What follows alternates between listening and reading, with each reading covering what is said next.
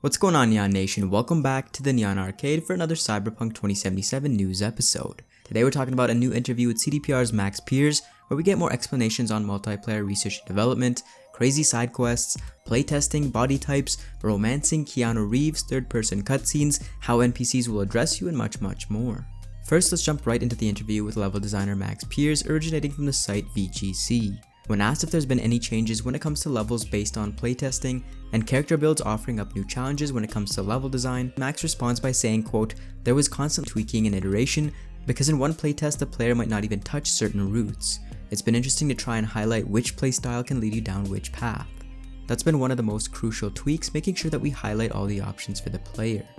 It's all about making sure a certain character doesn't bypass important areas, but also that they don't get stuck halfway down a route, for example."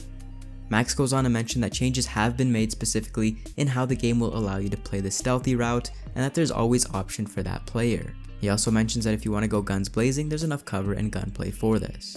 Next, we have a question about the importance of R&D when it comes to multiplayer. Max responds that, quote, "I can't say too much on it because it's still going through its process, but it's about making sure that the multiplayer fits in with the lore of the world and it feels right.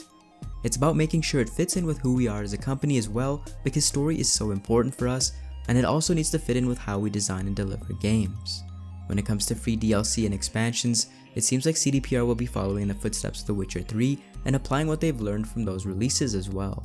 I expect a lot of free post-launch content and expansions that have the scope of entire games in themselves, similar to Hearts of Stone and Blood of Wine from The Witcher." The next question was in regards to if existing TPP cutscenes have been changed like the ones we've seen in the 2018 demo to first person. Pears answers within his experience they haven't, but most of the levels he worked on feature cutscenes in first person perspective anyways. Pears was also asked how NPCs address the player's character's gender. He responds with saying, quote, "One of the things we've done to make sure the game addresses things a certain way is a lot of time NPCs are just going to refer to you as V because you won't be able to choose your name." He goes on to mention that, quote, "In the genre of Cyberpunk as well, it asks such deep questions about what it means to be human, let alone what it means to define your gender. It's important for us and it's important for the lore." Pears also mentions that your lady and man parts will be determined by the body type you select, and you can have a female or male voice with either body. When it comes to crazy gameplay within side quests, Max Pears says, quote, "I can't give details, but before we came out here we were talking about one which I didn't even know we could do or why we would do it. I wish I could talk about it because honestly there's one side quest, and believe me when I say you'll know it when you see it, of absolute craziness. There are some fantastic interactions of not just the levels, but the characters that you meet." Lastly, Max Pears also mentions that we won't be able to romance Johnny Silverhand, aka Keanu Reeves. Next, we have a tweet from the Cyberpunk 2077 Twitter page showing an image of a Max TAC officer with the caption, "We have a feeling that this design is going to stick around."